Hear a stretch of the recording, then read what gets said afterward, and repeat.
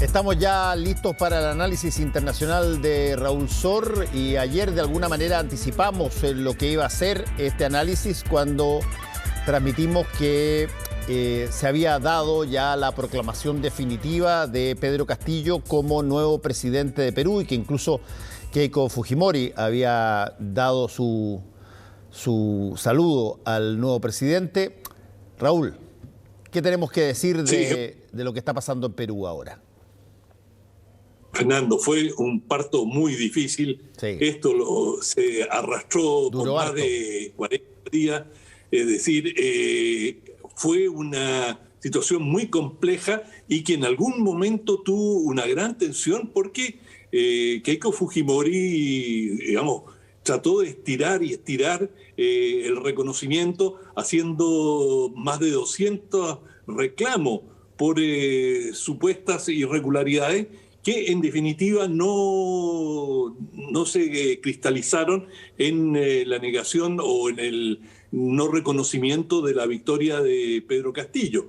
Pero, por decirlo en jerga, Keiko Fujimori hizo todo el juego de piernas que pudo para postergar el reconocimiento, incluso en algún momento, de manera muy poco democrática, cuestionó su derrota y propuso de que se llamara a una nueva elección. Pero, y además, esto era una situación extremadamente compleja. Votaron más de 8 millones de personas por cada uno de los candidatos.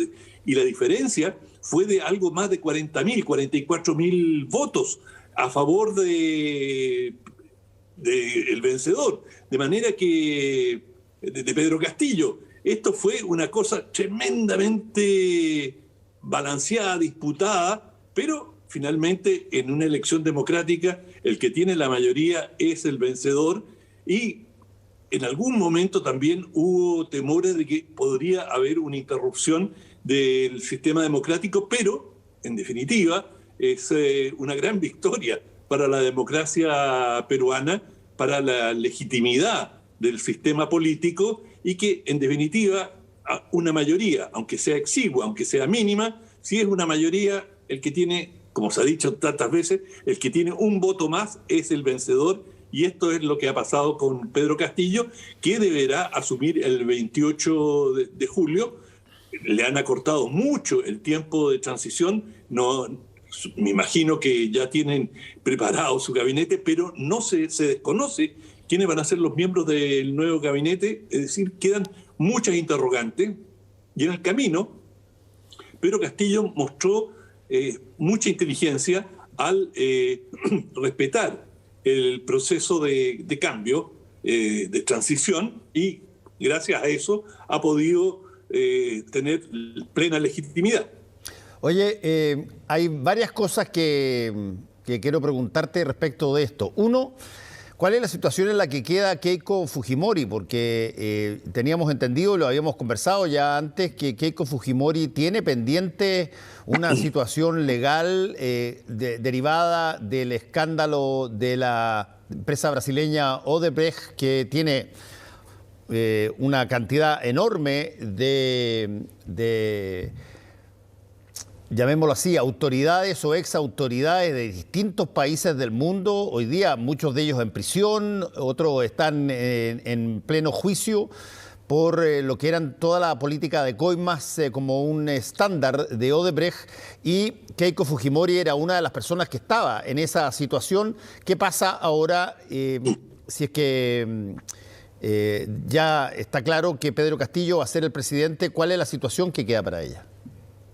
Sí, varios presidentes y expresidentes. Pedro Pablo Kuczynski cayó justamente por acusaciones de que había recibido fondos que no pudo justificar y le costó la presidencia. Hay una serie, como tú bien señalas, una serie de políticos prominentes que han estado tocados por estas acusaciones de corrupción, en la cual Odebrecht fue la más importante, pero también hubo otras grandes empresas, y esto fue uno de los factores que también ayudó a Castillo a vencer, en la medida que había un sentimiento muy generalizado anticorrupción en sectores muy importantes de la sociedad peruana, en el cual se apreció un rechazo bastante generalizado a la élite tradicional.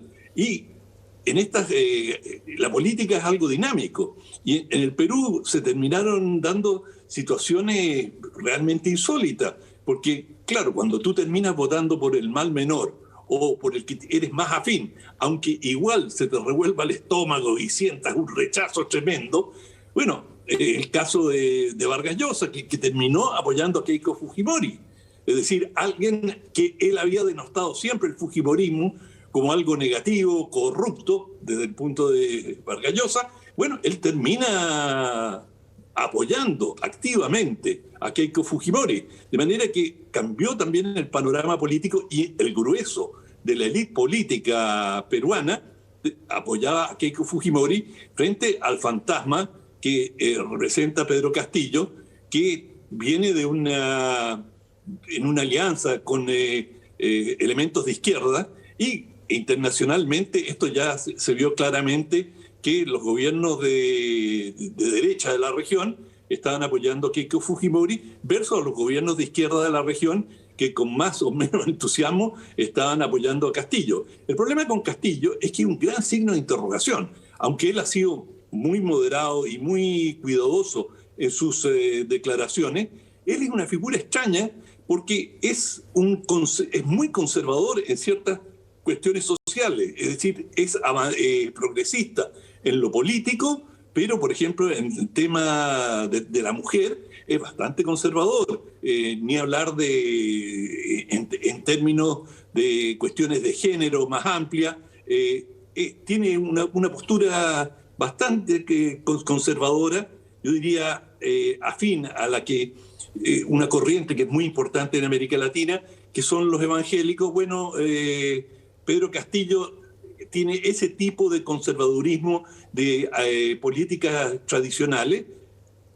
Por otro lado, está por una mejor distribución de la riqueza, situaciones de empleo, mejorar los servicios, y con una agenda relativamente estatista, es decir, asignarle al Estado un rol mucho más macizo que el que está jugando ahora, y que después de una serie de gobiernos relativamente neoliberales, ninguno tan extremo como los que había en Chile, pero relativamente neoliberales, esto ha dado un bandazo. Y el hecho de que haya un 50%, y este es lo que ocurre cuando tienes segundas vueltas, porque se reduce a 2 candidatos y tienes que votar por uno u otro. Bueno, el hecho de que un completo desconocido, como le ha pasado, como ha sido el caso tantas veces en Perú, que personajes que aparecen prácticamente desde la nada terminan ganando las elecciones, y hay un grado de incertidumbre cómo será este gobierno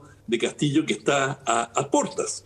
Sí, te iba a preguntar también, a raíz de que el presidente Piñera hoy día tuiteó que le había dado el saludo protocolar a Pedro Castillo, ¿cuáles son las cosas pendientes que tenemos entre Chile y Perú? ¿O qué cosas particularmente interesantes en términos internacionales, de política internacional, se pueden venir encima entre Chile y Perú, 2 países contiguos, pero que tienen hoy día por lo menos 2 gobiernos de distintos signos?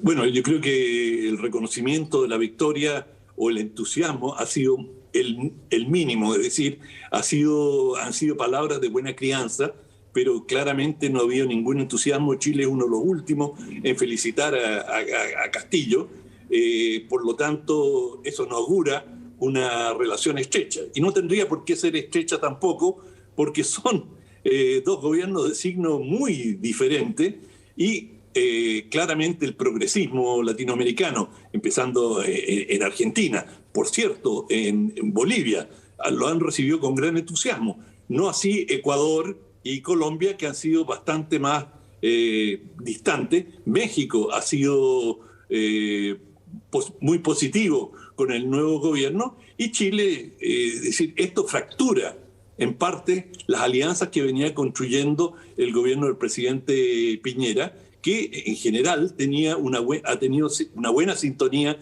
especialmente con Pedro Pablo Kuczynski y otros presidentes de la misma esfera política. Pero hoy día se ve una situación bastante diferente, pero también la situación política interna en Chile es diferente después de este domingo. Es decir, estamos frente a un escenario nuevo, que no sabemos en qué va a culminar, pero hay un escenario nuevo y por lo tanto se redibuja un poco el panorama y están los que dicen, no, acá se está formando un nuevo eje que es Venezuela, Bolivia, Perú, y esto representa un peligro potencial para la región, y hay quienes estiman que este es simplemente el flujo político democrático y que en Perú venía creciendo en forma muy sustantiva los sentimientos anti-élite.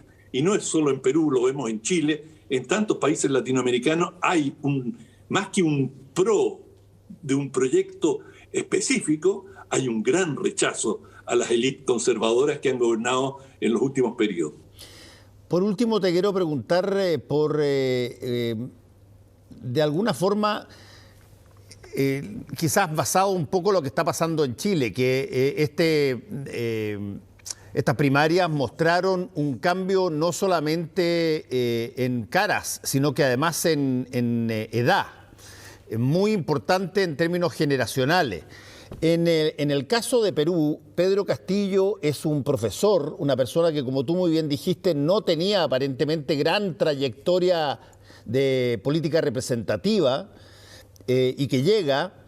¿Qué puede significar eso para, bueno, los partidos históricos, las posiciones medulares, tal cual como probablemente aquí también ha sido materia de discusión? Sí, bueno, yo te diría que lo que ha sido muy importante en el Perú, y eso se vio muy manifiestamente en la votación, cómo se distribuyó en el país, una gran votación de la provincia, de las regiones, como está de moda decir, y que hay un descontento contra el centralismo, contra Lima, y que, por cierto, él también tuvo mucho apoyo en Lima, pero hubo una gravitación, y él proviene de Cajamarca, es decir, ciertas regiones del país votaron, pero muy masivamente, por Castillo, y eso ya es parte de una rebelión. Ahora, no es tan claro del punto de vista etario, del punto de vista de edad, como ha sido en Chile, donde digamos, la juventud o los que participaron en las protestas se caracterizaron por ser gente joven, y ese ha sido el rasgo dominante. Yo diría que en Perú uno de los rasgos más importantes es la provincia, es digamos, la periferia del país, la que se ha manifestado contra los privilegios del centro de Lima, y esto es algo que venía desde hace mucho tiempo. Incluso, fíjate, cuando apareció Sendero Luminoso, mientras Sendero Luminoso cometía felonías, mataba gente, mientras esto pasaba en la periferia, lejos de la capital, no lo tomaron realmente en serio las autoridades. Fue solo cuando Lima comenzó a verse afectada y Sendero Luminoso ganó fuerza, en ese momento comenzó una respuesta más seria para, digamos, eliminar ese fenómeno. Y lo mismo ocurre, no en esa forma dramática, había yo te diría una rebelión de la periferia contra la capital. Y este empuje por la descentralización, yo creo que lo estamos viendo en muchos países latinoamericanos. Bueno, estaremos atentos entonces a ver cómo son los primeros pasos del nuevo presidente de Perú, Pedro Castillo. Muchas gracias, Raúl. Nos vemos mañana. Sí, nos vemos mañana y por fin salió humo blanco en Perú. Y sí, ya hay presidente en Perú. Gracias.